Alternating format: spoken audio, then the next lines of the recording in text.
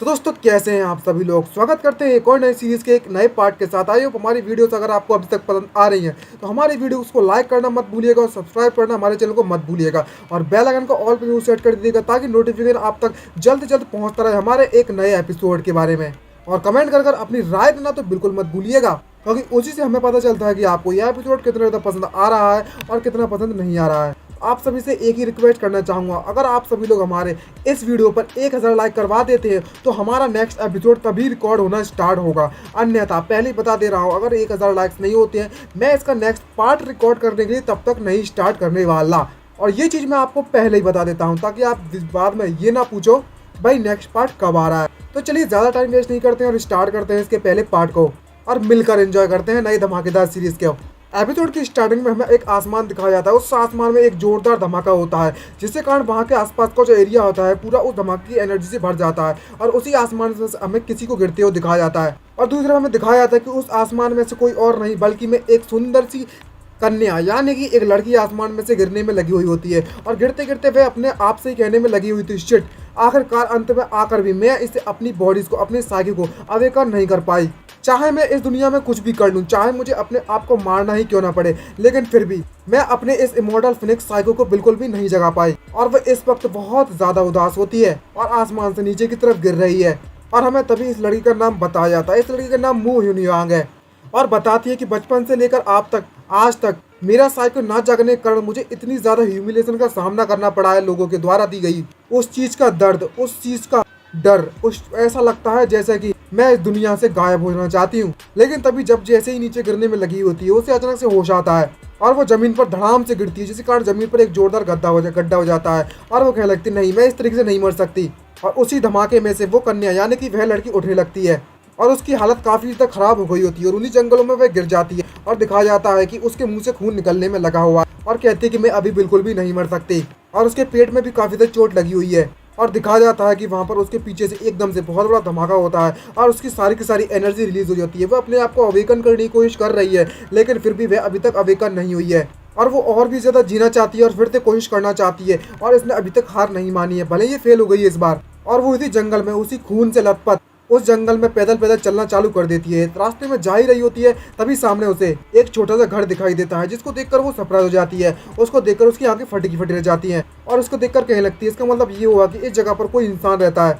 और जैसे ही उस घर के पास जाकर देखती है तो उस घर का जो मौसम होता है वो उस दुनिया से टोटल अलग होता है। और उसको देखने के बाद मन में सोचते कहने लगती है आखिरकार इस घने जंगल में जहाँ पर आसपास कोई भी नहीं रहता है तो अचानक से ये लकड़ी का बना हुआ घर कहाँ से आ गया। और जब उस घर के अंदर जाकर देखती है तो उसमें कुछ ऐसी चीजें होती हैं जिसको देखने के बाद उस लड़की की आंखें फटी की फटी रह जाती हैं और देखकर मन में कहने लगती है सास को देखकर तो ऐसा लगता है कि ये एक आम घर है, लेकिन अब मेरे पास कोई चारा नहीं बचा हुआ है। अगर मुझे अपनी जान बचानी है तो मुझे इससे मदद मांगनी ही पड़ेगी और शायद अगर मैं ऐसा करती तो मेरे पास चांसेस है जिंदा रहने के। और वो उस घर के अंदर जाना लगती है और स्टार्ट कर देती है। और जब वह अंदर जाकर देखती है तो वो किसी चीज को ऐसी चीज को देखती है और ऐसी चीज को महसूस करती है कि जिसके कारण उसकी आंखें फटी की फटी रह जाती हैं और उसे कुछ ऐसी फीलिंग आ रही होती है जिसका उसको बिल्कुल भी विश्वास नहीं हो रहा होता। और वो हमें बताया जाता है इसकी उसके पेट में जो भी उसके हाथों पैरों में जहाँ पर भी उसको चोट लगी हुई होती है उसकी चोटें अचानक से खुद ब खुद ऑटोमेटिकली हील होने लगती हैं और इसको देखकर उसके पसीने छूट जाते हैं और घबराने लगती है और अपने आप से मन में सोचते हुए कहने लगती है जरा देखो तो जरा, जैसे ही मैं इस घर के अंदर घुसी तो मेरी सारी की सारी चोटें ठीक हो गई और मेरी सारी की सारी एनर्जी रिकवर होना चालू हो गई। आखिरकार ये सब क्या चलने में लगा हुआ है यहाँ पर। और अगर मैं इस जगह के बारे में ध्यान से देखकर सोचूं तो इस जगह को देखकर तो कुछ मुझे अजीब सा महसूस हो रहा है। इस कोर्टयार्ड के अंदर जितने भी एनिमल्स दिख रहे हैं मुझे उनमें से सिर्फ हेमनली और ही नहीं महसूस हो रहा है, बल्कि मैं इस कोर्टयार्ड के अंदर जितने भी प्लांट हैं, जितनी भी ट्रीज हैं, जितने भी पेड़ हैं, उनमें से भगवान जैसी प्रेजेंस आ रही है मुझे। खासकर जो सामने इस घर का नाम लिखा हुआ है उसमें से यहाँ पर लिखा उस शॉप का नाम होता है चेनियांस जनरल स्टोर। घर पे नाम लिखा होता है और शॉप है, स्टोर बोला है तो शॉप ही होना चाहिए, लेकिन है एक घर। और इसके इस शब्दों को पढ़ने के बाद वो लड़की और कहने लगती है इन शब्दों में से मुझे कभी गॉडली फीलिंग आ रही है। और यहाँ पर आने के बाद मुझे ऐसा महसूस होता है कि मैं किसी ऐसी जगह पर आ चुकी हूँ यहाँ पर हमारे इस वर्ल्ड के सबसे ज़्यादा पावरफुल कोई मास्टर यहाँ पर रहता है और जिस जगह उनकी है और यहाँ पर सेक्युलेटेड रहने में लगे हुए हैं इस वक्त। और दूसरी तरफ मन में ही अलग ख्याल बनाने लगती है और कहने लगती है अगर ये सच में किसी पावरफुल सेक्युलेटेड मास्टर का घर है और उनकी जगह है तो शायद वो मुझे एक ऐसी दवाई या एक्सिलरी दे दे जिसके कारण मेरी सारी की सारी पावर्स रिकवर हो जाएं और मैं ठीक हो जाऊं। यही सब सोचने में लगी हुई होती है तभी अचानक से कोई पीछे से आवाज देता है, तुम्हारा बहुत बहुत स्वागत है मेरे घर में। ये बात सुनने के बाद वो पीछे मुड़कर देखती है तो सरप्राइज हो जाती है और देखती है तो एक बंदा वहां से उस घर में से निकल के आता आ रहा होता है, जो कि कतई बवाल दिख रहा होता है, बिल्कुल इमोर्टल टाइप का, और जिसके आसपास की जो चिड़िया और पक्षी होते हैं वो भी हेवनली एनर्जी से भरे हुए होते हैं। और उस लड़के को देखने के बाद उस लड़की की आंखें फटी की फटी रह जाती हैं। और जब वह हमारे इस सीरीज के हीरो को देखती है तो वो उसको कहने लगती है, जरा इसे देखो तो जरा, ये कितने ज्यादा जवान दिख रहा है। मैंने तो सोचा था ये एक बुड्ढा सेक्युलेटेड मास्टर होगा, लेकिन यहाँ तो कुछ और ही है, ये तो कतई इतना ज्यादा हैंडसम बंदा लग रहा है। और तभी हमें हमारे हीरो को दिखाया जाता है, जो कि आता है और एक कप में चाय देते हुए उससे कहने लगता है, ये अदरक की चाय मैंने आपके लिए बनाई हुई है, आप इसे पी सकते हो और अपने आप को थोड़ा आराम कर सकते हो। लेकिन जब वो लड़की उस चाय को देखती है तो उसकी आंखें फटी की फटी रह जाती हैं, क्योंकि उस चाय में से ड्रैगन निकल रहा होता है भाई। और हमारा हीरो उससे कहने लगता है कि जो चाय पे अभी भी गर्म है तो वो तुम्हारी बॉडी को थोड़ा सा गर्म कर देगी। और उस चाय में से जो ड्रैगन निकल रहे होते हैं, यहाँ पर चाय में से ड्रैगन निकलते हैं और ड्रैगन उस लड़की को देख रहे होते हैं, वह लड़की उन ड्रैगन को देख रही होती है और वो अचानक से सरप्राइज हो जाती है और पसीने पसीने छूट जाते हैं उसके, और कहने लगती है, मास्टर क्या मैं सच में इसे पी सकती हूँ। और तभी हमारा हीरो से पूछ लगता है, आखिरकार तुम्हारे साथ परेशानी क्या है, क्या तुम्हें अदरक की बनी हुई चाय बिल्कुल भी पसंद नहीं है। लेकिन दूसरी तरफ जो लड़की होती है वो घबराती है, उससे पूछ लगती है कि मैं सच में इस अदरक से बनी हुई चाय को पी सकती हूँ। तभी हमारा हीरो को कुछ समझ में नहीं आ रहा होता है और उससे मन में सोचते क्या लगता है, आखिरकार इस लेडी को हुआ क्या है। और तभी उससे क्या लगता है, ऑफकोर्स तुम इस चाय को पी सकती हो, मेरे पास बहुत ज्यादा पड़ी हुई है चाय। और हमारे जो मन में सोचते हैं उसके बाद क्या लगता है, इस लड़की को देखो तो जरा, ये कितनी ज्यादा प्रीटी है और कितनी ज्यादा औसम है। मुझे लेकर इसको देखकर ऐसा लगता है कि इसके दिमाग की बहुत कमी है इसके पास, और ये इतनी ज्यादा स्मार्ट भी नहीं है। मैंने तो बस इसको एक अलॉय जिंजर टी दिया और कुछ भी नहीं दिया, और बस चाय को लेकर इतना ज्यादा एक्साइटेड हो जाना कुछ अजीब नहीं है। लेकिन तभी हमें उस लड़की की आंखों की तरफ से दिखाया जाता है, जो कि हमारे हीरो को नहीं दिखाई दे रहा है। इस लड़की के लिए ये चाय किसी अमृत से कम नहीं है, और जब वो उसको देखती है तो उस चाय में से काफी ज्यादा एनर्जी निकल रही होती है। तभी वह लड़की उस चाय के कप को उठाती है और पीना चालू कर देती है, और सोचते मन में कहने लगती है, जरा इस जगह का नाम तो देखो, चैनयून जनरल स्टोर। इस नाम को सुनने के बाद तो ऐसा लगता है कि इस दुकान में से, इस घर में से सिर्फ एक ऑर्डिनरी बंदा बाहर निकल कर आएगा। लेकिन यहाँ की सच्चाई तो कुछ और ही है, और इस वक्त जो सेक्युलेटेड मास्टर मेरे सामने खड़े हुए हैं वे अपनी आइडेंटिटी को बिल्कुल भी एक्सपोज नहीं करना चाहते, इसलिए यह नाटक करने में लगे हुए हैं और मुझे बता रहे हैं कि ये बस एक आम इंसान की जिंदगी जी रहे हैं, और इस वक्त वह सिर्फ एक ऑर्डिनरी मॉर्टल है, और ये एक आम शॉप है ताकि वे अपनी आइडेंटिटी को छुपा सकें और अपने ही ख्यालों में अपने ही थॉट्स बना लिए भाई इसने। तो मुझे लगता है कि मुझे इनके नाटक में शामिल हो जाना चाहिए और उनकी आइडेंटिटी के बारे में ज्यादा क्यूरियस नहीं होना चाहिए। अब जबकि हमारे सीरीज नहीं चाहते हमारे सीनियर की मैं इसके बारे में कुछ बात करूं, ठीक है, मैं उनके बारे में बात नहीं करूंगी। और उस चाय प्याले में से वह चाय पीने लगती है और मन में सोचते कहने लगती है, अगर मैंने उससे ज़्यादा कुछ पूछा तो ये एक मास्टर को गुस्सा दिलाना मेरे लिए बिल्कुल भी ठीक नहीं होगा। और जैसे ही वह लड़की चाय को पीती है तो उसकी बॉडी में कुछ होने लगता है और उसकी बॉडी कतई एनर्जी से भरने लगती है, और उसके जो बड़े बड़े गुब्बारे होते हैं वे भी अचानक से छोटे से बड़े हो जाते हैं, और वह आंखें बंद कर उस एनर्जी को महसूस करना चालू कर देती है। और जब ये इसकी कई सारी मात्रा में जब एनर्जी उसकी बॉडी के अंदर जा रही होती है तो वह बोल पड़ती है, ये एनर्जी, ये फीलिंग, और वो लेवल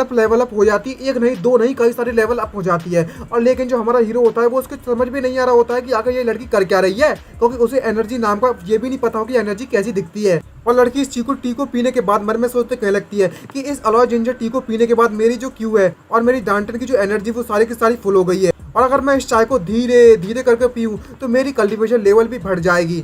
और कहती है, अब मुझे समझ में आ चुका है, इन सीनियर को पता था कि मैंने अपनी इमॉर्टल फिनिक्स साइकी को नहीं जगा पा रही थी, इसलिए इन्होंने मेरी चुपके से मदद करने की कोशिश की है।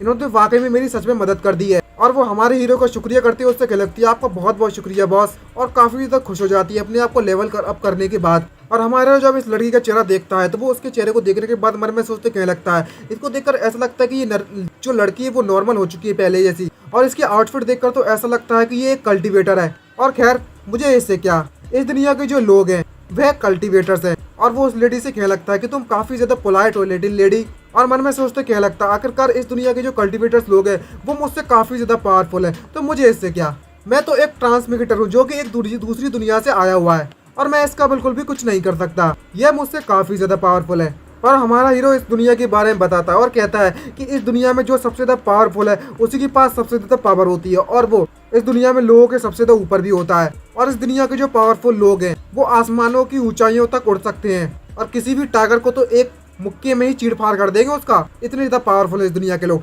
अगर इस दुनिया के लोग कल्टिवेटर जो है, और वो पहाड़ों को भी चूर चूर कर सकते हैं सिर्फ अपने एक ही अटैक से। लेकिन मैं जियान चैन एक ट्रांसमिग्रेटर है जो कि दूसरी दुनिया से आया हुआ है, और हमें पता चलता है हमारे हीरो के बारे में। इसका नाम जियान चैन है, जो कि एक दूसरी दुनिया से आया है, यानी कि अपनी दुनिया से, अर्थ से। और बताता है कि 3 साल पहले की बात है, जब मैं एक अनजान इमोर्टल वर्ल्ड में आ गया था अचानक से। और जब मैं पहली बार इस दुनिया में आया था तो मुझ में बहुत ज़्यादा प्राइड था और यह सोचकर काफ़ी ज़्यादा खुश था कि मैं उन स्टोरीज के हीरोज़ की तरह बन सकता हूँ। मेरी स्टोरी उन्हीं हीरोज़ की तरह बन सकती है जो कि दूसरी दुनिया में आने के बाद काफ़ी ज़्यादा पावरफुल बन जाते हैं, जिन कहानियों को मैंने बचपन में पढ़ा था उनमें से। और जल्दी मुझे ये बात पता चला और रियलिटी ने मुझे इतना ज़्यादा हार्ड तरीके से हिट किया था कि मैं आपको बता भी नहीं सकता। और जब मेरी कल्टीवेशन का टेस्ट किया गया कि मैं कल्टीवेट कर सकता हूँ या नहीं कर सकता, तब मुझे पता चला कि मैं कल्टीवेट करने के लिए एक नंबर से यूजलेस हूँ और मेरे पास किसी भी प्रकार का कोई भी टैलेंट नहीं है कल्टीवेट करने के लिए। इसका मतलब ये हुआ कि मेरी किस्मत में लिखा ही हुआ है कि मैं एक आम इंसान बनकर जिंदगी को जीने वाला हूँ। और जब यह बात मुझे पता चली तो मैंने सारी की सारा मोह माया त्याग दी और एक ऐसी जगह चुनी जहाँ पर मैं अपनी आम जिंदगी को आम तरीके से जी सकूं। और तभी अचानक से एक दिन मुझे कुछ ऐसा पता चला जिसको देखकर मैं कतई बहुत ज्यादा सरप्राइज था, क्योंकि जो स्किल्स मैंने पुरानी अपनी फर्स्ट लाइफ में पाई थी, अर्थ पर जो भी स्किल्स मैंने पाई थी वो सारी की सारी मैक्सड आउट हो चुकी थी। जहाँ पर मेरी chess, swordsmanship, calligraphy, music theory, चाय बनाना और कोई भी चीज़ डिज़ाइन करना, यहाँ तक कि टी सेरेमनी होती है उनके यहाँ, वो भी उस चीज़ में सब कुछ में मैक्स लेवल हो चुका था इसका। और बताता है मन में सोचते हो कि मुझे लगता है कि मैं एक मैजिकल बीइंग की तरह इस दुनिया में आया हुआ हूँ। जैसा कि दुनिया में कहा जाता है कि जितनी ज़्यादा तुम्हारे पास स्किल्स होंगी उतना ही ज़्यादा तुम्हें परेशानियों का सामना करना पड़ेगा। उतनी ही कम परेशानियों को तुम्हें सामना करना पड़ेगा। और इन्हीं स्किल्स पर मैं आज तक जिंदा रह रहा हूँ और इसलिए मैंने इन स्किल्स के भरोसे अपनी एक जनरल स्टोर खोल ली है, जहाँ पर मैं गलियों में इन्हीं स्किल्स का इस्तेमाल कर अपना गुजारा चलाता हूँ। और वह एक स्ट्रीट यानी कि एक गली में बैठकर अपना सामान बेचने में लगा हुआ होता है। और मन में सोचते क्या लगता है कि मुझे यहाँ पर आधे महीने के लिए अपनी शॉप को नहीं खोलना चाहिए था, लेकिन जरा देखो तो जरा, इतनी ज़्यादा समय से मेरी बिल्कुल भी इनकम नहीं हुई थी, लेकिन आज किस्मत से मेरी किस्मत इतनी ज़्यादा चमक गई है कि मेरी जो बिजनेस अपॉर्चुनिटी है वो मेरे पास आ चुकी है, तो मैं इसको बिल्कुल भी मिस नहीं कर सकता। और ये बिजनेस अपॉर्चुनिटी कोई और नहीं है बल्कि मैं यह लड़की है। तभी मू यूनिहांग उसके जब अपने सीनियर के जियान चैन के चेहरे को देखती है तो वो कहने लगती है आखिरकार ये सीनियर कुछ भी कह क्यों नहीं रहे।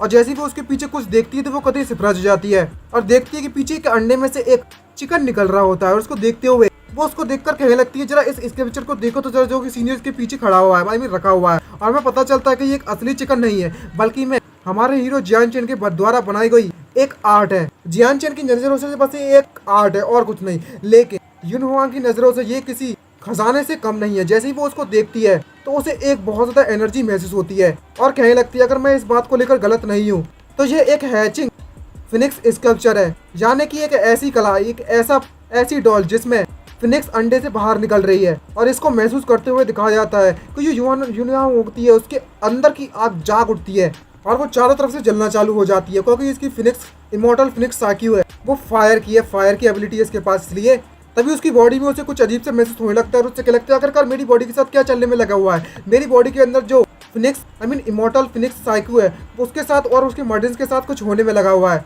और इतनी ज्यादा तरीके से उनमें एनर्जी क्यों भर रही है और अजीब सी आवाज़ निकालने लगती है। तभी जियान चैन उसे पूछ लगता है हे मिस क्या हुआ, आप इस तरह की आवाज़ें क्यों निकाल रही हो।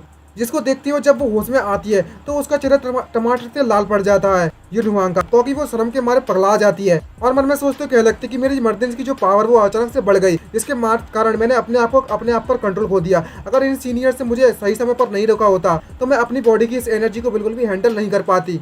मेरे सीनियर ने मुझे मेरी जान फिर से बचा ली है और वो जियान चैन का शुक्रिया कहती है। लेकिन जियान चैन को कुछ भी समझ में नहीं आ रहा होता कि आखिर ये कर क्या रही है और शुक्रिया क्यों कह रही है। कि इसने इतना ज्यादा कल्टीवेट कर लिया है कि इसके दिमाग खराब हो चुका है। और तभी जो यूनहुआंग है वो जियान चैन से पूछ लगती है ये बॉस मुझे ये बताइए कि आपको ये स्कल्पचर कहाँ से मिला। और जियान चैन जब पीछे मुड़कर देखता है और उससे कहने लगता है अच्छा ये चीज, और उस स्कल्पचर को उठा के और उससे कहने लगता है कि 2 दिन पहले मैं काफी ज्यादा बोर होने में लगा था इसलिए मैंने ये चीज हाथों से बना दी। और जब यह बात इसको पता चलती है तो उसके अंदर से एकदम से भाई साहब ये सोचने के बाद इसका दिमाग हिल जाता है उस लौंडिया का और कहने लगती है भगवान क्या सच में बस ऐसे ही मन से इसने ये चीज बना ली है। और उसके पसीने छूट जाते हैं और जब उस स्क्रिप्चर को देखती है तो कहने लगती है कि जो स्क्रिप्चर है उसमें फिनिक्स इंटेंट भरा हुआ है और कहती है अगर ये स्क्रिप्चर को मैं अपने साथ ले जाती हूँ तो आधे महीने के अंदर मेरी इमॉर्टल फिनिक्स साइक्यू है वो ऑटोमेटिक जाग जाएगी। और मुझे ये लगा था कि जो मेरे सीनियर्स हैं उन्होंने ये चीज़ किसी एंशियंट रियून से ढूंढी होगी या फिर उन्हें मिली होगी। और इस बार को तो मैंने कभी सोचा ही नहीं था कि इन्होंने सिर्फ इस चीज़ को तब बनाया था जब ये बहुत ज़्यादा बोर महसूस कर रहे थे। तभी जियांग चैन उस यूनहुआंग से पूछ लगता है हे मिस क्या आपको ये चीज़ बहुत ज़्यादा पसंद आ गई है। अगर यहाँ पर कुछ सिल्वर का इस्तेमाल कर सकती है, सिल्वर एक करेंसी का नाम है, अगर आप यहाँ पर पैसों का इस्तेमाल कर सकती हो तो मैं आपको ये दे सकता हूँ। ये बात सुनने के बाद यून युआंग कभी सरप्राइज हो जाती है और पसीना पसीना होने लगती है और मन में सोचते घर वाले क्या लगती है, क्या ये चीज़ आप मुझे सेल करना चाहते हैं सिर्फ कुछ पैसों के लिए? क्या ये क्यों वह करेंसी नहीं है जो कि आम लोग इस्तेमाल करते हैं? और वह ये बात सुनने के बाद उससे पूछ लगती है जियांग चेन से, ये सीनियर आपके कहने का मतलब ये है कि मैं इस चीज को कुछ सिल्वर कॉइन से खरीद सकती हूँ? तभी जियांग चेन उससे कह लगता है, तुमने बिल्कुल सही सोचा। लेकिन जियांग चेन को समझ में नहीं आ रहा होता है, इसे तो पता ही नहीं है कि यहाँ पर क्या चल रहा है और इसके दिमाग में तो कुछ और ही चल रहा होता है और वो मन में सोचते क्या लगता है, ये तो नॉर्मल सी बात है कि अगर तुम कुछ चीज खरीदना चाहते हो तो सीधी सी बात है पैसे खर्च तो करने पड़ेंगे। क्या ऐसा हो सकता है कि ये जो लेडी मेरे सामने खड़ी हुई है वो एक नंबर की गरीब है और उसके पास बिल्कुल भी पैसे नहीं है और बिना पैसों के इस चीज को हासिल करना चाहती है? और मन में सोचते क्या लगता है कि मैं नेक्स्ट टाइम जरूर इसके पे कर दूंगी, मतलब उधारी का माल। दूसरी तरफ हमें यान हुआंग को दिखाया जाता है जो कि कह रही होती है, मुझे अब चीज समझ में आ गई, जो सीनियर मेरे सामने ये सब करने में लगे हुए हैं ये मेरे लिए एक टेस्ट है, कम नहीं है, ये मेरा टेस्ट ले रहे हैं। अब जबकि मेरे पास किसी भी प्रकार की कोई भी मनी नहीं है इस वक्त, तो कैसा रहेगा अगर मैं अपने इस ब्रेसलेट का इस्तेमाल करूं इसके बदले में तय। और तभी वो अपने जो हाथों में अपना ब्रेसलेट पहनी हुई होती है उसको उतारना चालू कर देती है और मन में सोचते कह लगती है कि जो जेड ब्रेसलेट है वो मुझे पता है कि इतना ज़्यादा पावरफुल ट्रेजर नहीं है, लेकिन ये जो ट्रेजर है वो मेरी मरी हुई मॉम के द्वारा दिया गया था और ये चीज़ मेरे लिए बहुत ज़्यादा इंपॉर्टेंट है, जबकि मेरे पास सिर्फ मेरी फैमिली में मेरी सिस्टर ही जिंदा है। और जब ये चीज़ यानी कि ये ट्रेजर मैं सीनियर्स को दे रही हूँ, इसका मतलब ये हुआ कि मैं सीनियर को अपने पेरेंट की तरह मान रही हूँ। भाई अगर हमारे को कोई ऐसी लड़की कोई ऐसी चीज़ हमें दे रही होती हम तो बिल्कुल ना मांगते भाई ऐसे पेरेंट और ना ही चिल्ड्रन, समझ रहे हो? इस लौंडे हमारे व्यूअर्स कहते हैं टर्की लौंडे टर्की। और यान युआंग उस सीनियर से पूछने लगती है जियांग चेन से, सर मेरे पास ज़्यादा पैसे मतलब मेरे पास पैसे इस वक्त मौजूद नहीं है, तो मैं पैसों के बदले में क्या इस जेड का इस्तेमाल कर सकती हूँ? और जिसको देखते हो जियांग चेन मन में सोचते कहने लगता है कि इस तरीके के जेड ब्रेसलेट को मैं बहुत सारे बना सकता हूँ दिन के अंदर। और जरा इसके ब्रेसलेट को देखो तो जरा ये काफ़ी ज़्यादा प्रीसियस लग रहा है देखने में। और उससे क्या लगता है कि तुम्हारे ब्रेसलेट को एक ही नज़र में देखकर पता चलता है कि ये काफ़ी ज़्यादा कीमती है और ये तुम्हारे लिए बिल्कुल भी फायदेमंद नहीं आएगा कि तुम एक छोटे से पुतले के लिए इस गुड़िया के लिए अपनी इतनी ज़्यादा प्रीसियस चीज़ मुझे दे रही हो। और जिसको सुनने के बाद जो यून युआंग होती है वो मन में सोचते कह लगती है, क्या इन्होंने मेरी रिक्वेस्ट को रिजेक्ट कर दिया? जिस चीज़ का मुझे डर था वही हो गया, तो वाकई में यह एक टेस्ट था। लेकिन तभी उसकी आंखें कितनी चमक से भर जाती हैं, लेकिन जियांग चेन से कुछ भी समझ में नहीं आ रहा होता है। तभी यून युआंग उससे कह लगती है कि अगर तुम मेरे ब्रेसलेट जेड ब्रेसलेट से इसको बदल लेती हो तो इसकी जो प्राइस है वो कम से कम 20,000 गोल्ड कॉइन हो जाएगी। जिसको सुनने के बाद भाई साहब हमारा जो लालची जियांग चेन है जो कि हमारी दुनिया से आया हुआ है, उसे पता है पैसों की कीमत, कि दुनिया में जिंदा रहना है तो पैसा पैसा कहना है, और वो कहा भाई पैसों के ख्यालों में खो जाता है सुनने के बाद और वापस से अपने आप को होश में लाता है। और जो यून युआंग होती है वो उसे अपनी प्यारी प्यारी क्यूट सी नज़रों से इसे देखने में लगी हुई होती है और भाई कितनी औसम है भाई, कितना चेहरा बना रही है क्यूट सा। और जियांग चेन भी देखे लगता है उसकी तरफ और स्माइल मारती है, वो स्केप्चर उसे दे देता है और इसको लेने के बाद वो लड़की भी काफ़ी ज़्यादा खुश हो जाती है। और जियांग चेन उससे क्या लगता है, मिस आपकी वाकई में काफ़ी ज़्यादा तेज नजर है। और वो स्केप्चर लेते हुए मन में सोचते कहने लगती है यान युआंग, आखिरकार सीनियर का टेस्ट मैंने पास कर ही लिया, और उसको शुक्रिया कह देती है। तभी जियांग चेन उससे कह लगता है कि तुम्हें मेरा शुक्रिया कहने की बिल्कुल भी जरूरत नहीं है, ये आखिरकार हमारे बीच की किस्मत जो थी। और तभी जो यून युआंग होती है वो जियांग चेन से पूछने लगती है, सीनियर क्या मेरे को ऐसा मौका मिलेगा फ्यूचर में आपसे मिलने के लिए? ये बात सुनने के बाद जियांग चेन सरप्राइज हो जाता है। तभी जियांग चेन उससे कह लगता है, ऑफकोर्स मैं तुमसे ज़रूर मिलूंगा, मैं यहीं पर तुम्हारा इंतजार करूंगा, तुम जब चाहो मेरे इस छोटे से आशियाने में आ सकती हो।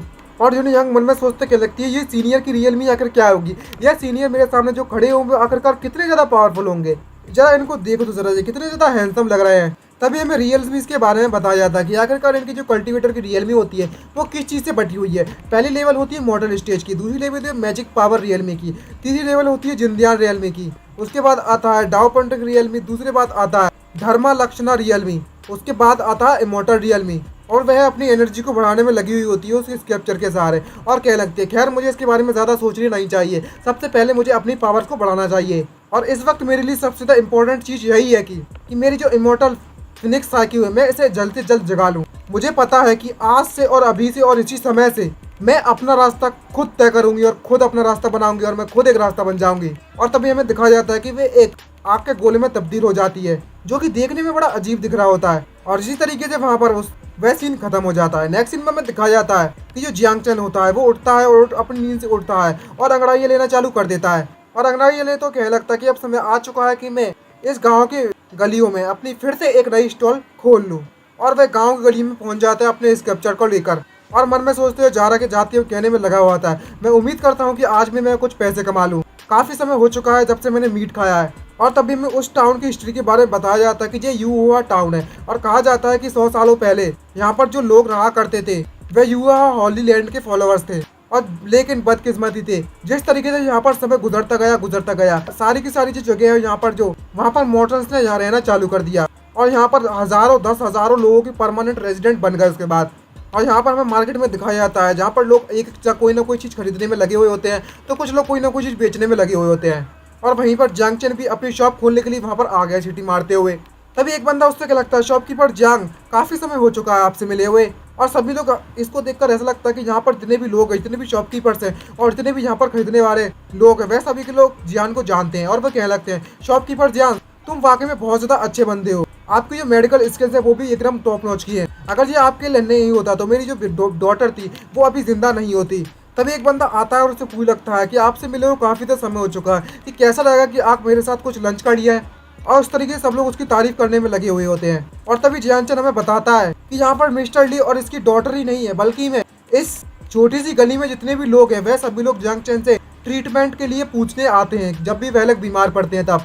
और तो और ये अपने खाली समय पर गरीबों की मदद भी करता है। और युवा टाउन में जितने भी मॉडल्स हैं उनके बीच में काफ़ी तब मशहूर भी है। और दूसरी तरफ हमें किसी को दिखाया जाता है, एक लड़के को जिसका नाम जी जुआन होता है, जो कि उस मार्केट में घूमने में लगा हुआ होता है। और तभी उसका जो चेला होता है, मैं इसका बटलर वगैरह कह सकते हो उसका, वो उससे कहने लगता है उसका सर्वेंट कि हमारा जो इस मैजेस्टी है उसका बर्थडे आने वाला है उनका।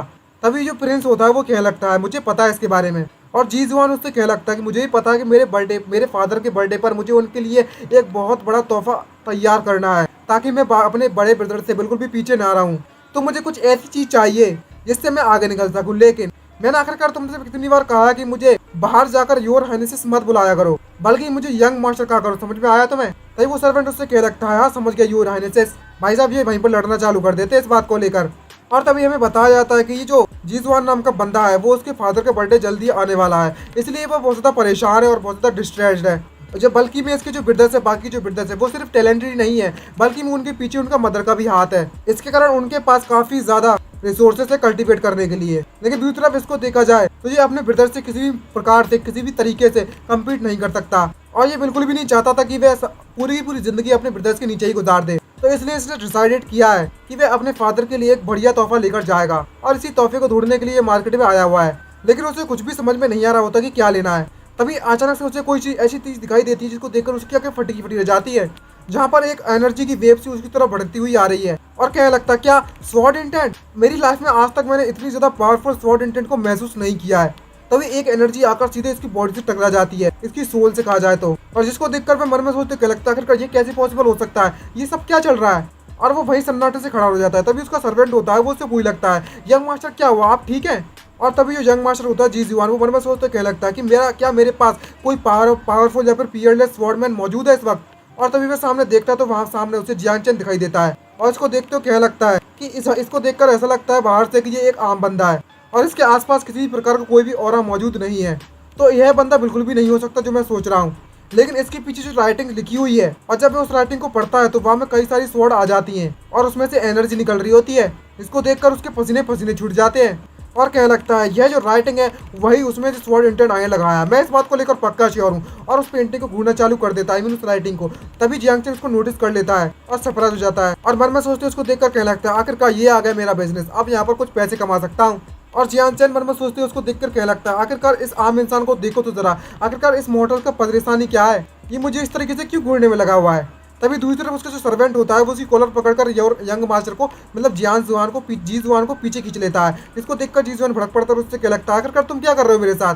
तभी जो उसका सर्वेंट होता है वो उससे क्या लगता है थोड़ा आप शांत हो जाइए। और उससे क्या लगता है जो बंदा आपके सामने बैठा हुआ है जो कि एक मॉडल की तरह दिखने में लगा हुआ है वो शायद कोई पीयरलेस पावर हाउस हो सकता है, मतलब पावरफुल इमॉर्टल या फिर मास्टर। ये बात सुनने के बाद जो जी जुआन होता है मन में सोचते क्या लगता है कि मैंने इसके बारे में तो कभी ध्यान ही नहीं दिया।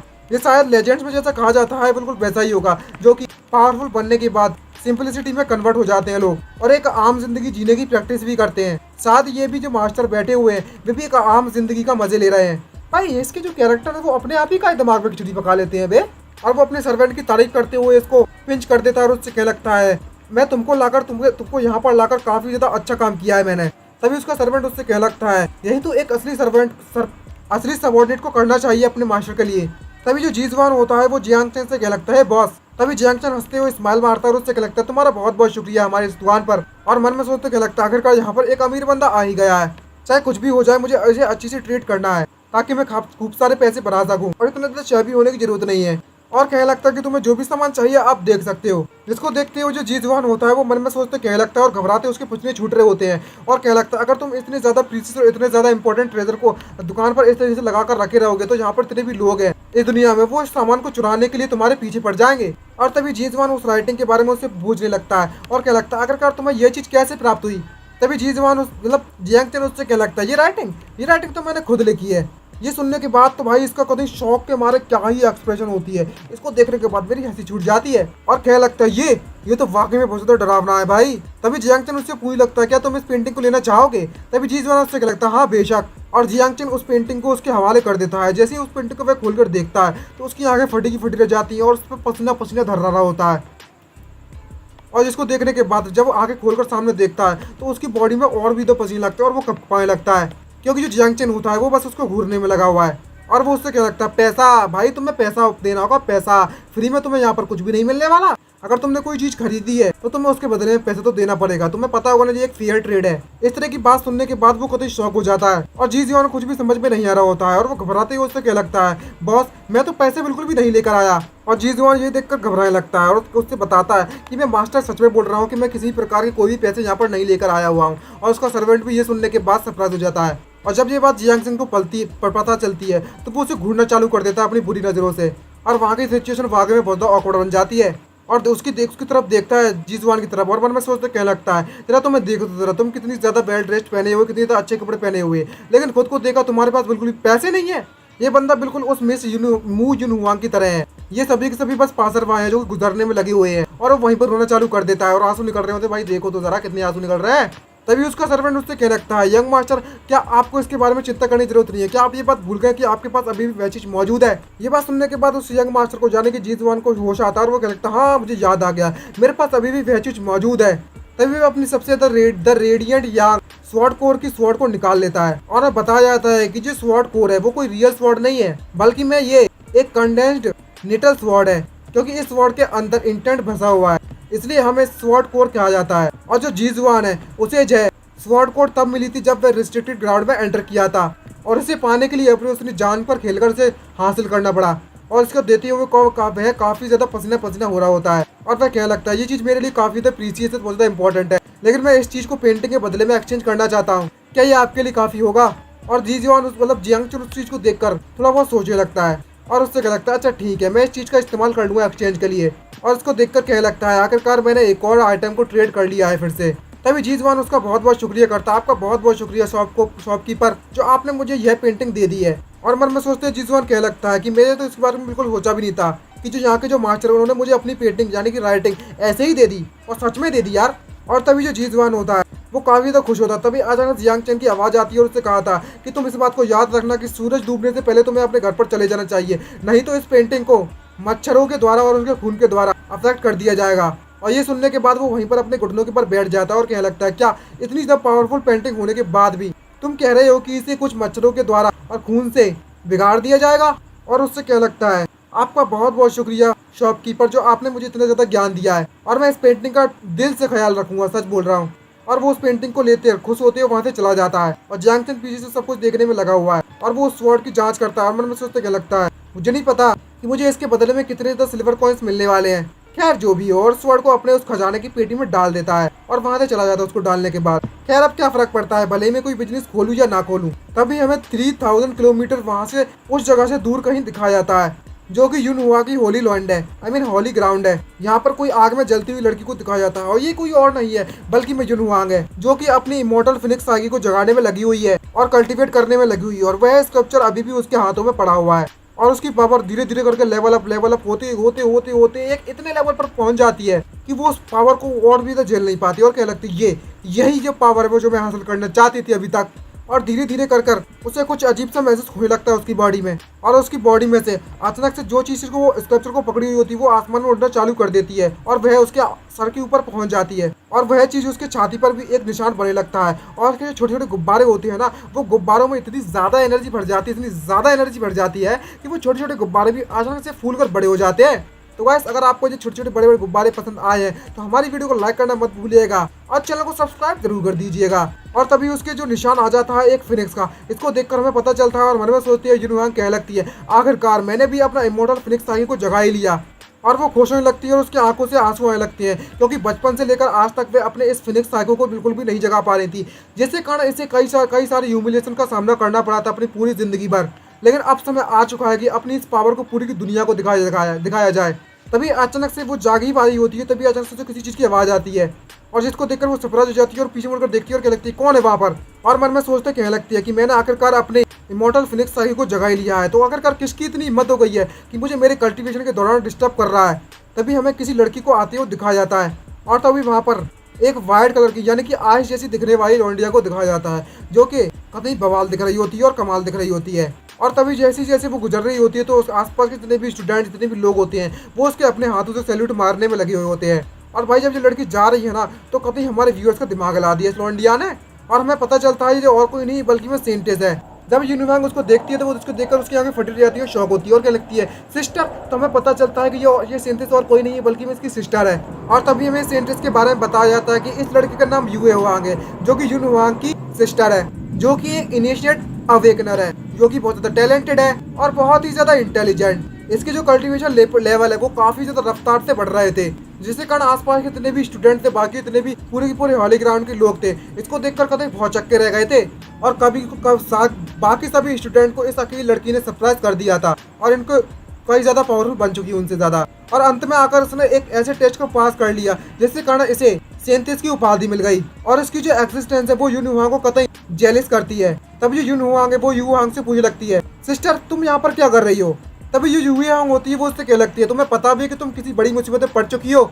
आधे महीने पहले तुमने एक मिडिल एज मैन को मार दिया था। तभी युन हुआंग उससे कहने लगती है, तो क्या हुआ अगर मैंने उस बुड्ढे को वहाँ पर मार दिया तो वह मैं ही थी जिसने उसके दांतन को तबाह कर दिया था और एक ही पंच में इसको मार दिया था। तो क्या हुआ, हमें मिले हुए इतना समय हो चुका है, लेकिन तुम मुझसे आकर क्या पूछ रही हो ये चीज, वो भी उस बुड्ढे के बारे में। तभी जो युए हुआंग होती है वो युन हुआंग पर गुस्सा करने पड़ती है, चिल्लाते उससे कह लगती है, तुम्हें पता भी है कि तुमने किसको मारा है। वह बंदा हमारे हॉली ग्राउंड के ग्रेट वन का डिसिपल था और वह बंदा हमारे प्रीस्ट टाओस्ट प्रीस्ट बाय कुए का बिलीव्ड सबसे ज्यादा पसंदीदा डिसिपल था। बाकी चीजों को तो मैं तुम्हारी छोड़ देती कोई भी गलती करती, लेकिन जो काम तुमने अभी किया हुआ है, अगर तुमने मुझे कोई भी अच्छा ढंग का रीजन नहीं दिया कि अगर तुमने उसको क्यों मारा, तो उसका बदला लेते हुए मुझे तुम्हारी जान लेनी पड़ेगी। भाई ये कैसी सिस्टर है जो अपनी जी सिस्टर को मारने के लिए तुली हुई है। पावर आने पर क्या इंसान इतने भड़क जाता है, इतना दिमाग खराब हो जाता है, उसका दिमाग घुटनों पे पहुंच गया इसका। तभी हमें बताया जाता है कि जो टाओस्ट प्रीस्ट बाय कुए कोई और नहीं है बल्कि वह हॉली ग्राउंड की एक एल्डर है। इनकी जो कल्टीवेशन पावर है वो वाकई में बहुत ज्यादा पावरफुल है और हॉली ग्राउंड के मास्टर में काफी ज्यादा पावरफुल है। तभी इसकी सिस्टर युए हुआंग से कह लगती है, खैर तुम इस बारे में भूल जाओ, तुम्हें इसके बारे में ज्यादा सोचने की जरूरत नहीं है, लेकिन हमारे जो टाओस्ट प्रीस्ट बाय कुए अगर उन्होंने जबरदस्ती की तो मुझे इस मैटर को खुद पर्सनली हैंडल करना होगा। भाई जितने ज्यादा बड़े गुब्बारे उतनी अकल इसे घुटनों में है। और जब ये इस तरह की आवाज सुनती है युन हुआंग तो वो कतई डर जाती है और कहने लगती है, हमारी सिस्टर की टोन को देखो तो जरा, इसकी आवाज को, क्या ये मुझे इस तरह की धमकाने में लगी हुई है। और इसको देखकर उसे काफी तो गुस्सा आने में लगा हुआ है और वो अपनी मुट्ठी मार रही होती है और अपने गुस्से को दबा रही है। तभी युए हुआंग उससे कह लगती है युन हुआंग से, तुम्हारे लिए बेटर होगा कि तुम कहीं सी जगह पर जाकर छुप जाओ। ये बात सुनने के बाद युए हुआंग कतई गुस्सा हो जाती है और वो अपनी पावर को रिलीज करती है और उससे कह लगती है, तुम्हें इस मैटर को हैंडल करने की जरूरत नहीं है, वह बस एक हॉली लैंड का एल्डर है, उससे ज्यादा कुछ नहीं। और जैसे ही अपनी पावर को रिलीज करती है तो वो शॉक हो जाती है और उससे क्या लगती है, हैंडल, तुम्हें क्या लगता है कि तुम किस तरीके से इस मैटर को हैंडल करोगी। और युए हुआंग से कह लगती है कि तुम्हारी बड़ी बहन होने के कारण आते मैं तुम्हारी यहाँ पर मदद करने की कोशिश कर रही हूँ, लेकिन तुम्हें देखो तो जरा, तुम तो मेरी बिल्कुल भी इस मदद को एप्रिशिएट नहीं करने में लगी हुई हो। क्या तुम्हें यह बात पता हुआ है कि इस पूरी की पूरी दुनिया में कोई भी तुम पर इतना ज्यादा काइंड तरीके से बात नहीं करेगा और तुम पर इतनी दया नहीं दिखाएगा जितनी मैं दिखाती हूँ। ये बात सुनने के बाद युन हुआंग की कतई सटक जाती है और वो अपनी फायर एबिलिटीज का इस्तेमाल करती है और उससे कह लगती है, तुम पूछ रही हो कि मैं इस मैटर को किस तरीके से हैंडल करूंगी, क्यों, सीधी सी बात है ना, मैं अपनी इमोर्टल फिनिक्स सागी का इस्तेमाल करूंगी। तभी वे अपनी फायर एबिलिटीज को रिलीज कर देती है, जिससे कारण उसके चारों तरफ आग ही आग जल जाती है और उसकी जो फिनिक्स पावर होती है वो आसमान में उड़ना चालू हो जाती है और वहाँ पर एक जोरदार धमाका होता है, जिसको देखने के बाद सभी की सभी आंखें फटी रह जाती है उस लौंडिया की। और जो यूए यांग होती है, खासकर उसकी जो आंखें फटी रहती है ना, वो देखने लायक होती है। और इतनी सरप्राइज, दिल को चैन आ गया। मेरे को क्या आया मुझे भी नहीं पता, पर हमारे को आ गया भाया। और वो मन में सोचते क्या लगती है, ये तो इमॉर्टल फिनिक्स साकियो है। और हमें पता चलता है कि जो जुनहुआंग है उसके गुब्बारे पहले के मुकाबले में काफी ज्यादा बड़ा हो चुके हैं भाया।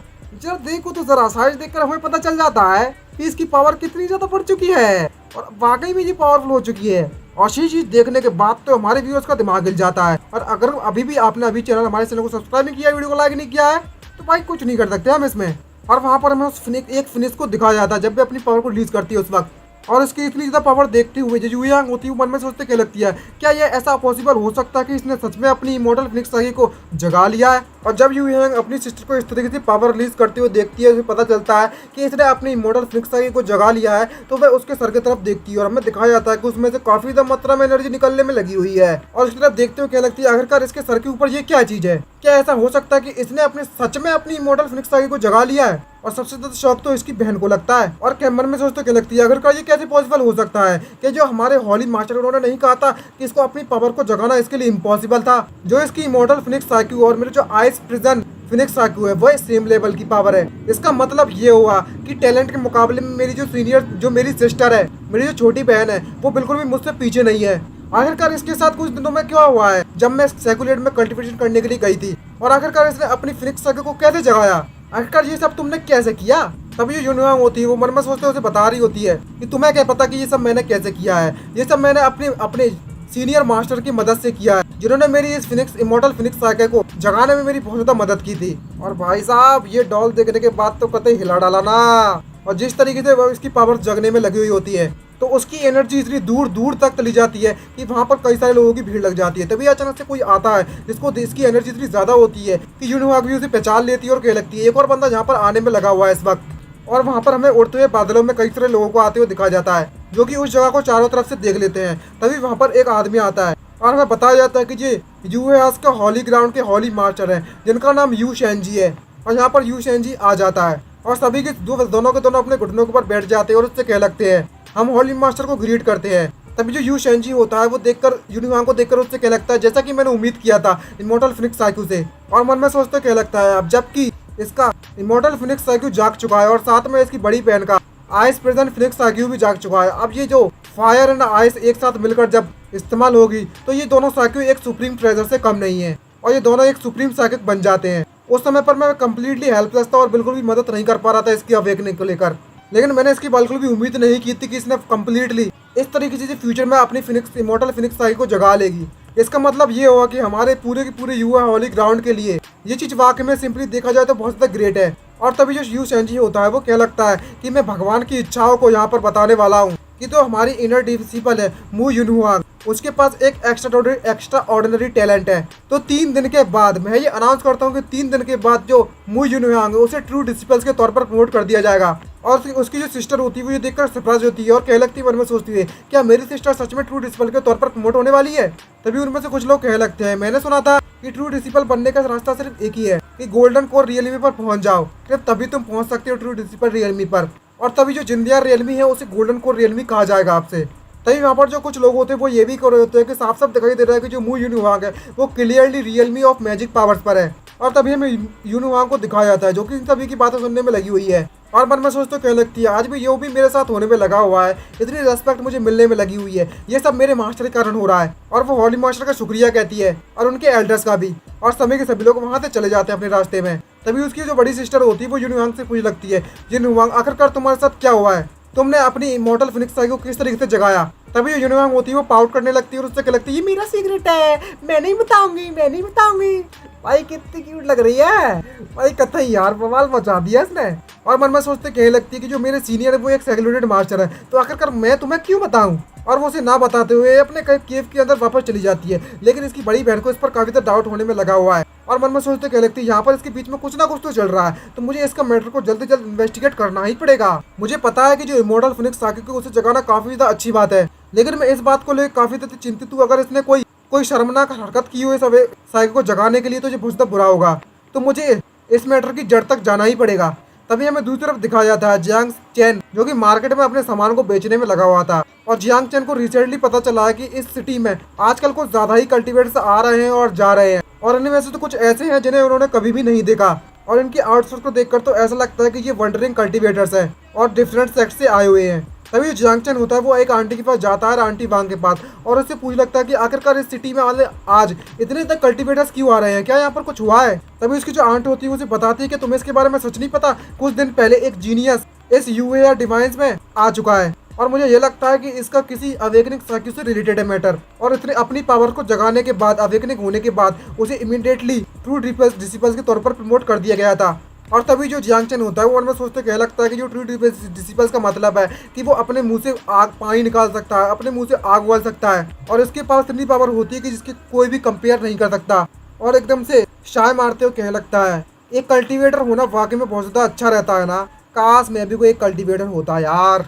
ऐसा मैं नहीं कह रहा हूँ, वो सोच रहा है भाई। और बताता है कि अगर मैं एक कल्टीवेटर होता तो मैं सिर्फ एक एरो को अपने इच्छा अनुसार कंट्रोल नहीं कर सकते थे, बल्कि मैं तुम काफी ज्यादा लंबी जिंदगी भी जी सकते थे। और वो इस बात को लेकर काफी ज्यादा एनवी कर रहा है, मतलब जेलिस है। तभी हमें कुछ दिन के बाद का सीन दिखाया जाता है। यहाँ पर वो अपना सामान बेच रहा होता है, तो उसके जो धंधा है वो मंदा चल रहा होता है, और मन में सोचते क्या लगता है कि इस ट्रू डिसिपल प्रमोशन कॉन्फ्रेंस के कारण यहाँ पर जो बिजनेस है वो ठीक ठाक नहीं चल रहा है, और अब मेरे पास मीट खाने के लिए बिल्कुल भी पैसे नहीं बचे। वो कमीना ट्रू डिसिपल बैठ रहेगा, उसके लिए वो मुझसे चुप कर रहा है, वरना मैं इस पर इतना ज़्यादा चिल्लाऊंगा, इतना ज़्यादा चिल्लाऊंगा जब भी मुझे मिला करेगा तब।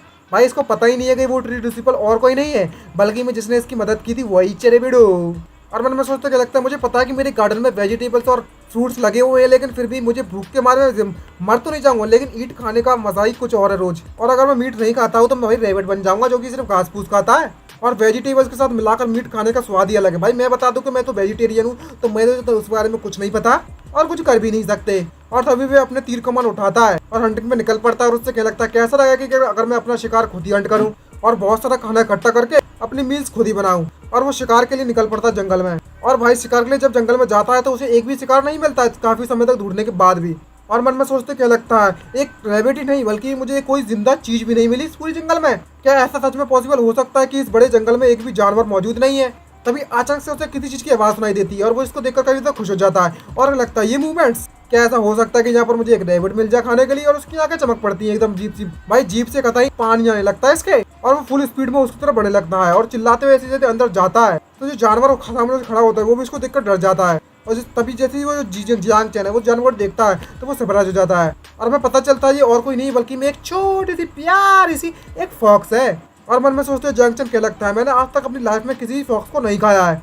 तभी हमें उस फॉक्स को दिखाया जाता है जो कि अपने वहाँ पर बैठकर मन में सोचने में लगी होती है, आखिरकार मैं तू शानमो की ये हालत कैसे हो गई है। अगर मुझे इसके बारे में पहले पता होता तो मैं अपने फादर को बिना बताए अपने घर से भागकर नहीं आती। यहाँ तक कि जैसे ही मैं उस घर से भागकर आई तो मेरे दुश्मन के द्वारा उसके बारे में पता लगा लिया गया। अगर मुझे डिस्कवर नहीं किया गया होता तो मैं इस तरीके से घायल नहीं होती इस समय पर।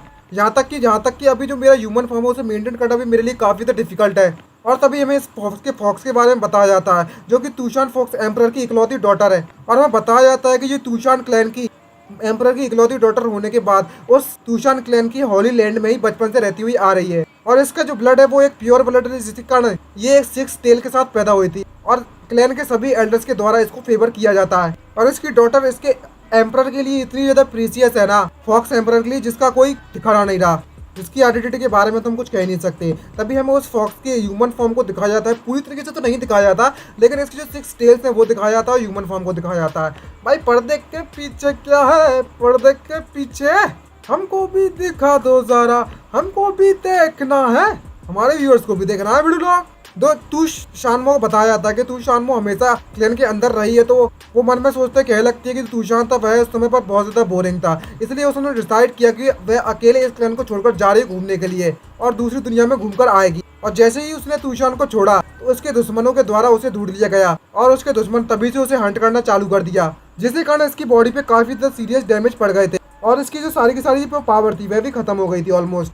ओरिजिनली देखा जाए तो इसके पास 6 टेल थी, लेकिन ज़्यादा पावर खर्च होने के कारण, मैजिकल पावर खर्च होने के कारण इसके पास सिर्फ 1 टेल बची हुई है इस वक्त। और कहानी आती है प्रेजेंट में यहाँ पर कि कोई ऑरा महसूस होने में लगा हुआ होता है इस फॉक्स को, और वो देखकर उससे क्या लगती है, जरा इस चीज को देखो तो जरा कितने तो पावरफुल हो रहा है, और एक ड्रैगन टाइप का उसे दिखाई देने लगता है। और उसको देखकर मन में सोचते क्या लगती है, इसको देखकर तो ऐसा नहीं लगता कि ये किसी तरीके का एनिमी है, लेकिन इसको देखकर ऐसा लगता है कि मैं किसी एंशियंट टाइम के बहुत खतरनाक बीच का सामना करने में लगी हुई हूँ इस वक्त। क्या ऐसा हो सकता है? ये इतना सोचने में लगी हुई होती है, तभी उस समय पर कहानी आती है यहाँ पर जो जियांग चेन होता है वो अपने शिकार पर कूद पड़ता है, और उसको देखकर क्या लगता है, एक फॉक्स? मैंने एक फॉक्स अपनी लाइफ में कभी भी नहीं खाई है। ये सुनने के बाद जो तू शानमो है वो एकदम से सरप्राइज हो जाती है और घबराने लगती है और पसीना होने लगती है। और ये बात सुनने के बाद वो रोना चालू कर देती है, क्या फॉक्स मीट मैंने कभी नहीं खाई, क्या तुम मुझे खाना चाहते हो, इतनी सुंदर सी क्यूट सी फॉक्स को? और ये बात सुनने के बाद वो वहीं बेहोश हो जाती है। और जब ये चीज जियांग चेन देखता है तो वो भी घबरा जाता है, और उसको देखकर क्या लगता है कि ये जो फॉक्स पड़ी हुई मेरे सामने वो वाकई में एक बीमार फॉक्स है क्या मैं इसे अभी भी खा सकता हूँ इतना ज़्यादा बीमार होने के कारण भी? लेकिन इसे देखा तो जरा कितनी ज़्यादा पतली है, अगर मैं इसका कुछ बना भी दूँ और इसकी खाल उधेड़ भी दूँ तो इसमें इतनी ज़्यादा भीड़ नहीं निकलेगी कि मैं इसे कुछ खा भी पाऊँ।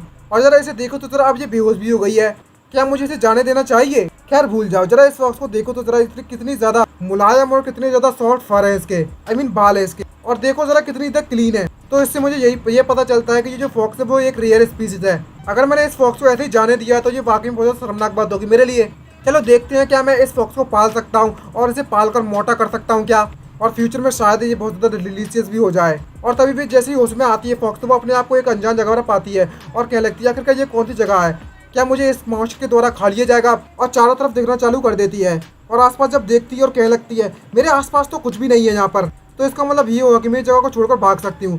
जरा एक मिनट रुको, जरा इस कोर्टयार्ड के वुडन हाउस के कोर्टयार्ड है जगह, इसका स्ट्रक्चर तो देखो, देखकर तो ऐसा लगता है कि ये एक सिंपल हाउस है, लेकिन चारों तरफ अगर ध्यान से देखा जाए तो यहाँ पर एक प्रोफाउंड मिस्ट्री है जिसके बारे में मुझे कुछ भी नहीं पता। हाँ बिल्कुल सही कहा, इस पूरे एरिया में एक ऐसा एरिया है जिससे एक जायंट बीइंग को भी, बहुत ज़्यादा पावरफुल बंदे को भी कैद किया जा सकता है, लेकिन ये चीज़ मुझे कैद नहीं कर सकती।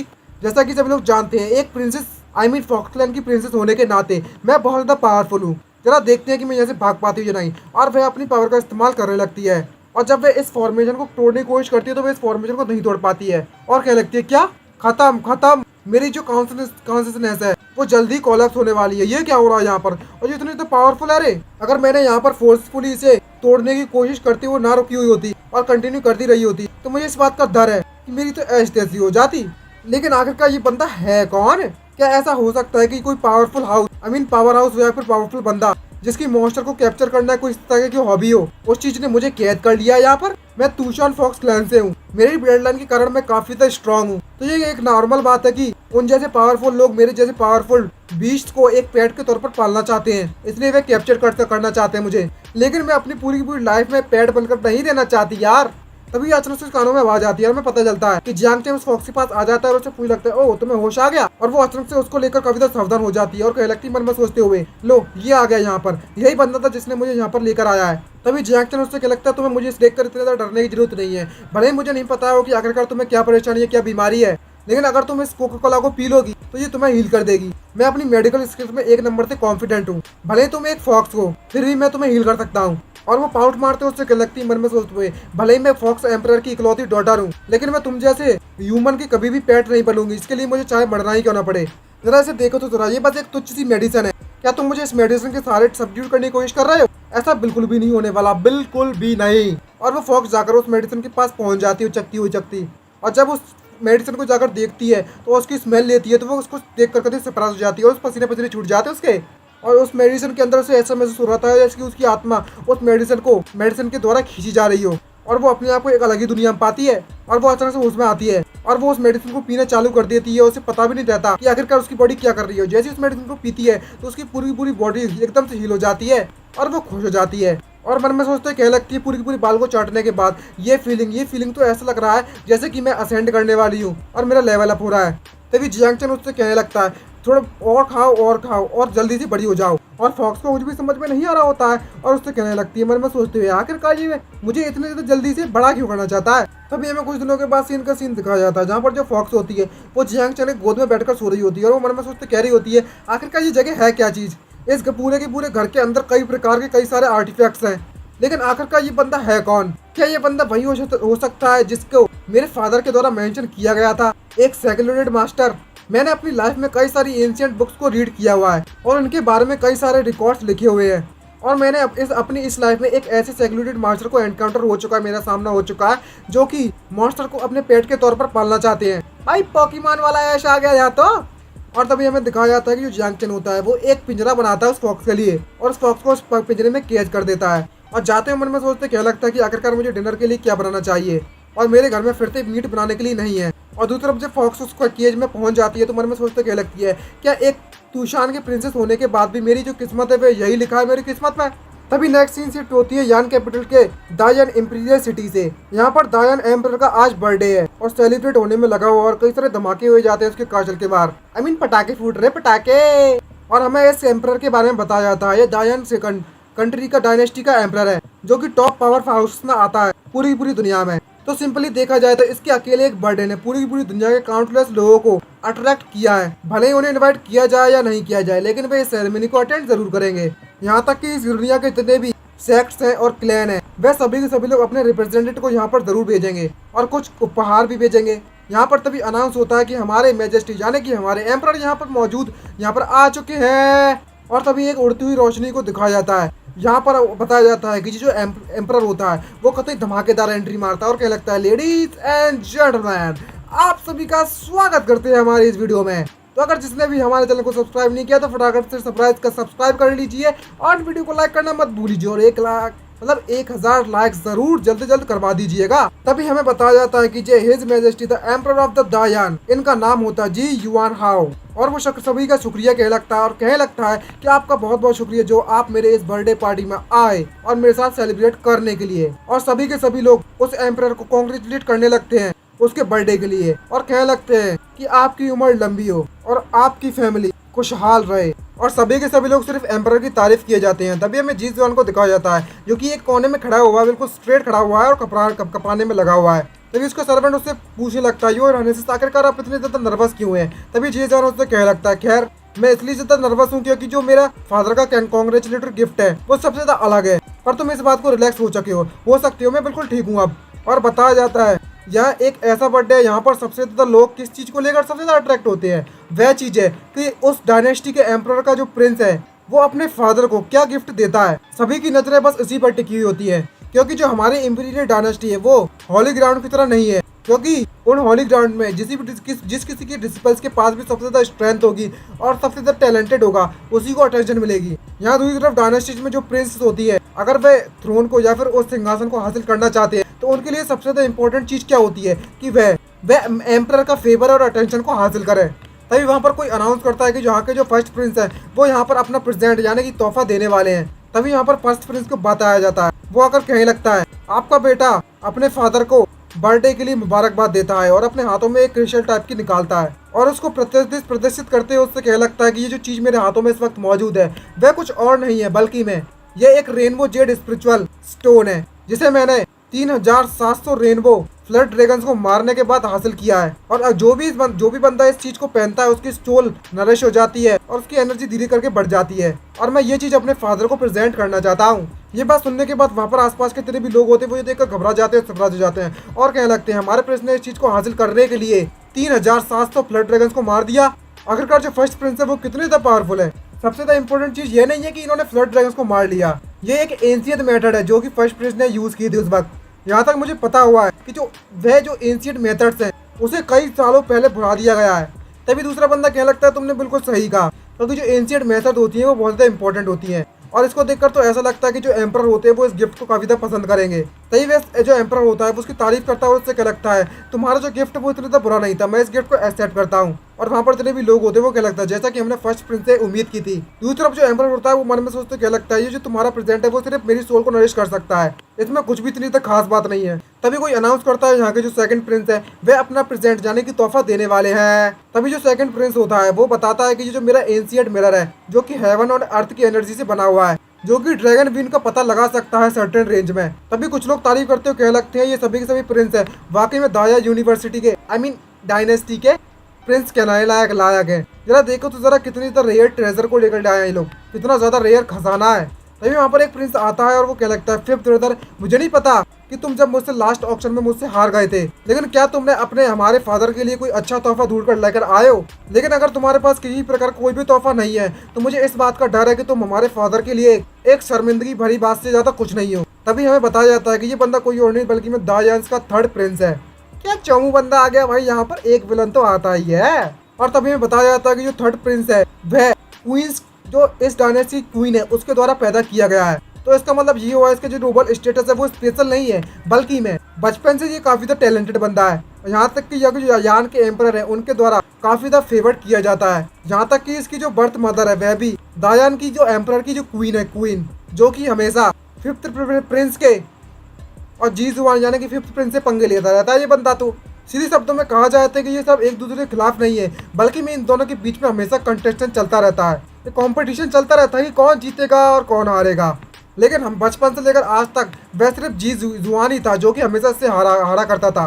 तभी जो जी जुआन होता है वो उससे लगता है कि तुम्हें मेरे बारे में इतनी चिंता करने की जरूरत नहीं है ब्रदर, मैंने ऑलरेडी अपने फादर के लिए तोहफा तैयार कर रखा है। ये बात सुनने के बाद जो थर्ड प्रिंस होता है वो शॉक हो जाता है और कहने लगता है क्या सच में इस बंदे ने अपना प्रेजेंट तैयार कर लिया है? इससे पहले तो जब भी मैं इसे प्रोवोक किया करता था तो ये हमेशा शांत रहा करता था, लेकिन इस समय इसने ऐसा बिल्कुल भी नहीं किया है। खैर भूल जाओ, अब मेरा समय आ चुका है कि मैं अपना तोहफा अपने फादर को देकर आऊं और अपनी वाहवाही करवाऊं। तभी थर्ड प्रिंस कुछ एलेक्सरी निकालता है और उससे क्या लगता है कि मैं अपने फादर को ये एलेक्सरी गिफ्ट के तौर पर देना चाहता हूँ और कांग्रेचुलेट करता हूँ आपके बर्थडे के लिए आपको। और भाई जिस तरह की पोजीशन करने में लगा हुआ है भाई साहब, क्या नौटंकी कर रहा है भाई, गिफ्ट दे रहा है कि मजाक। और कहने लगता है कि ये हॉली रिफाइनमेंट पिल है जिसे 7 सीजेस के द्वारा खून पसीने से रिफाइन किया गया था, जिस चीज को मैंने एंशिएंट हॉली 7 रियलमी में हासिल किया था और मैं ये पिल अपने फादर को ऑफर करना चाहता हूँ। और मैं इस बात की उम्मीद करता हूँ कि जो मेरे फादर है वो हमेशा इटर्नली इमॉर्टल रहे और हमेशा जिंदा रहे और हमारे इस दायान डायनेस्टी का अपनी पूरी जिंदगी भर एंजॉय करें। जैसे ये लोग सभी के सभी लोग इस नाम को सुनते कि ये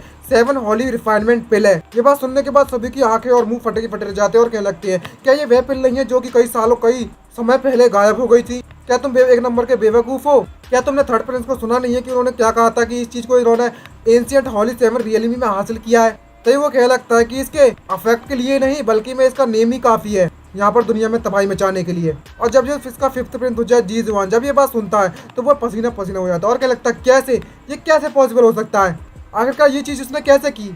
और मन में सोचता क्या लगता है कि जिस समय पर हम लोग ऑक्शन में अपने फादर के लिए सामान खरीदने के लिए गए थे, आइटम खरीदने के लिए गए थे, उस वक्त इसने मुझसे सिर्फ कंपटीशन इसलिए किया था ताकि ये मुझे ह्यूमिलेट कर सके दूसरों के सामने और मुझे शर्मिंदगी महसूस करने पर मजबूर कर सके। तभी वहाँ पर जो एम्परर होते हैं जब इस पिल को देखते हैं तो वो कतई खुश हो जाते हैं और क्या लगते हैं ये इतना ज्यादा बुरा भी नहीं था, ये तो वाकई में 7 हॉली रिफाइनमेंट पिल है। और वो खुद जाकर उस पिल की तरफ उस पिल को लेने के लिए उसकी तरफ बढ़ने लगता है, जिसको देखकर आसपास के जितने भी लोग होते हैं वे लोग कह लगते हैं जो हमारे हिज मैजेस्टी वो पर्सनली इस पिल को कलेक्ट करने वाले हैं। तो भाई जिस तरह की जो एक्टिंग जो लौंडा करने में लगा हुआ है इसको देखकर तो कभी भाई उल्टी आ रही है मेरे को। और उस पिल को लेते हुए उसकी आंखें कतई चमक से भर जाती है एम्परर की और उससे क्या लगता है कि तुमने इस पिल को हासिल करने के लिए कई सारी मुसीबत को सामना करना पड़ा होगा, बस इस गिफ्ट को तुम बस मुझे प्रेजेंट करना चाहते थे। आखिरकार मुझे इस जैसे तोहफे को पाकर कैसे बुरा महसूस हो सकता है? इसको पाने के बाद तो मेरा दिल कतई गर्व से बड़ा हो गया है, छाती चौड़ी हो गई है, छाती चौड़ी। और जब ये इतनी तारीफ सुन रहा होता है थर्ड प्रिंस तो उसकी भी छाती चौड़ी हो रही होती है।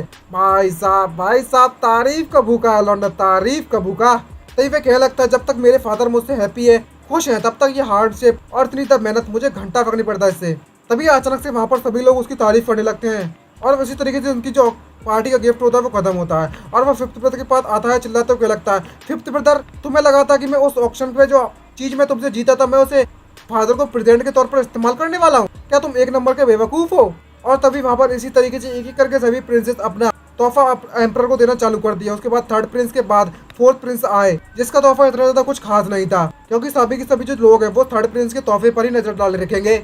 यहाँ पर सिर्फ उसी की तारीफ चलने में लगी हुई है कि थर्ड प्रिंस का जो तोहफा था वाकई में बहुत ज्यादा अमेजिंग था। तभी यहाँ पर जी जियान की बारी आती है और वह खड़ा होता है और कहने लगता है कि अब समय मेरा भी आ चुका है प्रेजेंट देने का। और वहाँ पर जितने भी लोग होते हैं वो सभी के सभी लोग थर्ड प्रिंस की तारीफ कर रहे हैं। और तभी जो जी जुआन होता है वो उस पेंटिंग को निकालता है और उससे क्या लगता है कि आपका बेटा अपने फादर को ये पेंटिंग गिफ्ट के तौर पर देना चाहता है और आपको आपके बर्थडे के लिए काफी तो मुबारकबाद हो।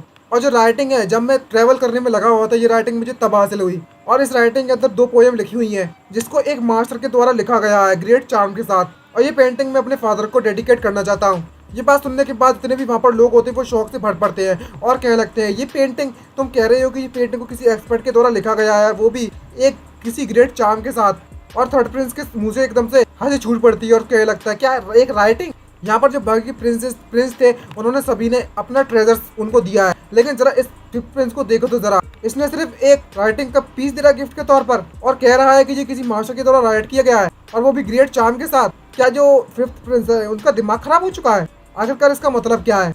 अब हमें समझ में आ चुका है कि थर्ड प्रिंस का जो गिफ्ट था वो एक नंबर का था, एकदम बेस्ट था। आखिरकार इसका जो गिफ्ट है वो इससे कंपेयर भी कैसे हो सकता है? जैसा कि तुम देख सकते हो ये वही चीज है। आखिरकार इसमें बस एक राइटिंग और कुछ भी नहीं, और तो और हम इसे डिस्प्ले भी नहीं कर सकते दूसरों के सामने। मुझे लगा था कि जो फिफ्थ प्रिंस है उनका जो टैलेंट है वो इतना तो एक्स्ट्रा ऑर्डिनरी नहीं है, लेकिन इस बात की बिल्कुल भी उम्मीद नहीं की थी कि वे एक राइटिंग को बर्थडे के गिफ्ट के तौर पर प्रेजेंट करेंगे और सभी लोग उसकी बुराई करने में लगे होते हैं और बुरी नजरों से देखने में लगे हैं। तभी जो प्रिंस जो एम्पर होता है उसकी ये बात सुनकर उससे कहने लगता है और कहता है तुम्हें देखो तो जरा खुद कितने समझदार हो तुम। और दूसरी तरफ मन में सोचते हैं एम्पर कहने लगता है ये बस एक तुच्छ सी राइटिंग है, आखिरकार ये मुझे गिफ्ट के तौर पर देने का मतलब क्या है? और तभी वे घबराते हुए आखिरकार अपने आप की हिम्मत जुटाता है और उससे क्या लगता है फादर आपको शायद ये पता नहीं होगा कि लेकिन ये राइटिंग एक नंबर की इनक्रेडिबल है, आप मुझ पर विश्वास कीजिए। और उसकी आंखों में विश्वास की ये चमक देखकर जो एम्पर होता है वो मन में सोचते क्या लगता है चलो आखिरकार ये मेरे बेटे के द्वारा ही ये पेंटिंग को प्रेजेंट किया जा रहा है तो इसे मैं एक्सेप्ट कर लेता हूँ। तभी जो फिफ्थ प्रिंस होता है उससे क्या लगता है मैं फादर मैं आपसे यह गुजारिश करता हूँ कि आप इस पेंटिंग को एक्सेप्ट कीजिए और अपने सभी गेस्ट के साथ इसको एंजॉय कीजिए। और एम्पर मान जाता है और उसके पास आते हुए उससे क्या लगता है अच्छा ठीक है। और जो जो थर्ड प्रिंस होता है वो फिफ्थ प्रिंस के इस तरह गिफ्ट को देखने के बाद हंसने लगता है और फिफ्थ प्रिंस इस समय पर बहुत ज्यादा घबरा रहा है और बहुत ज्यादा पसीने भी छूट रहे होते घबराहट के कारण उसके। और जब जो एम्पर उस पेंटिंग को लेता है और धीरे धीरे करके खोलता है तो जब उस एम्पर को जैसे ही पेंटिंग खोलता है तो उसमें से इतना ज्यादा मात्रा में स्वॉर्ड इंटेंट निकलता है ना कि उसकी ऐसी तैसी हो जाती है एम्पर की फट के 64 नहीं 464 नहीं 1464 हो जाती है और उसका मुंह फटा का फटा रह जाता है एम्पर का। और सिर्फ एम्पर ही नहीं वहाँ पर जितने भी लोग होते हैं वे भी एकदम से शॉक हो जाते हैं और कह लगते हैं आखिरकार यहाँ पर क्या चलने में लगा हुआ है, इतना ज़्यादा वियर्ड और इतना ज़्यादा पावरफुल जो स्वॉर्ड इंटेंट है वो कहाँ से आने में लगा हुआ है। और जो एम्पर होता है जब उस स्वॉर्ड इंटेंट को देखता है उससे कह लगता है कि ये किस तरीके का स्वॉर्ड इंटेंट है और जरा देखो तो जरा कितनी ज़्यादा टेरिफाइंग पावर है इसकी। और जैसे उस पूरी की पूरी पेंटिंग को खोलता है तो उसका जो कल्टिवेशन लेवल होता है एम्पर का वो धीरे धीरे कर लेवल अप होने लगता है और उसको कह लगता है अब मुझे समझ में आया है, अब मुझे समझ में आया है। और इसी भयानक सीन के साथ हमारा ये फर्स्ट पार्ट खत्म होता है। तो काफ़ी समय हो गया है भाई रिकॉर्ड करते करते, लेकिन मज़ा आ गया। अगर आपको मज़ा आया ना तो भाई इस वीडियो को लाइक करना मत भूलिएगा। और ये जो मज़ा है मैं दुनिया के हर एक कोने तक पहुंचाना चाहता हूं।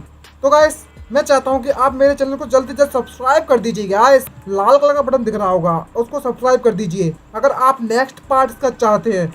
सबसे पहले तो आपको 1000 लाइक सब्सक्राइब लाइक कंप्लीट कराने पड़ेंगे और आपको इस चैनल को सब्सक्राइब कर कमेंट में लिखकर बताना पड़ेगा कि आपको इसका नेक्स्ट चैप्टर चाहिए या नहीं चाहिए। अगर कमेंट में आता है 1000 लाइक करने के बाद कि आपको ये चैप्टर नेक्स्ट पार्ट चाहिए तो मैं रिकॉर्ड करके लिए दिल से रिकॉर्ड करके आपको नया चैप्टर यानी कि नया पार्ट लाकर दूंगा।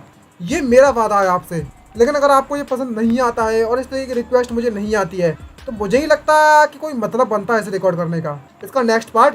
तो मैं उम्मीद करता हूँ कि आपको यह पार्ट पसंद आया होगा। तो चैनल को सब्सक्राइब एंड वीडियो को लाइक करना मत भूलिएगा और बढ़िया सी कमेंट कर देना गाइस, बढ़िया सी। तो चलिए आज के लिए इतना ही, मिलते हैं नेक्स्ट वीडियो में। Bye bye, signing out.